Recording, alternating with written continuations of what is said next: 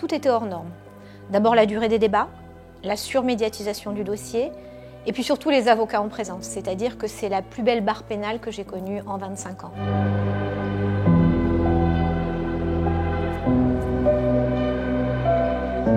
Il y avait plusieurs chefs de mise en accusation parce qu'il y avait quand même beaucoup d'accusés, mais on va dire que pour les deux principaux, c'est-à-dire celui que je défendais et l'autre, les chefs de mise en accusation portaient sur pas moins de 4 meurtres commis en bande organisée.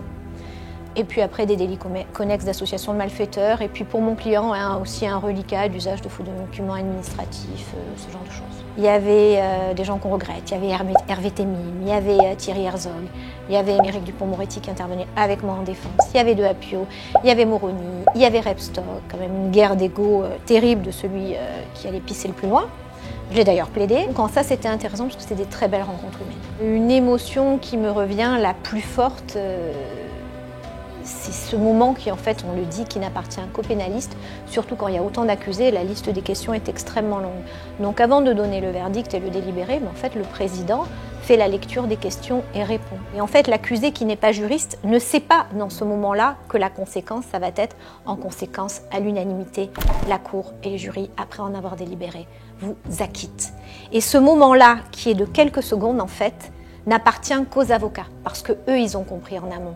Et puis pour autant de chefs de mise en accusation, pour autant de meurtres en bande organisée, et pour cette équipe-là, c'était comme si tous les uns les autres, sans se voir, parce qu'évidemment on était tous dans la salle, on s'attrapait les mains, et ça c'était magique.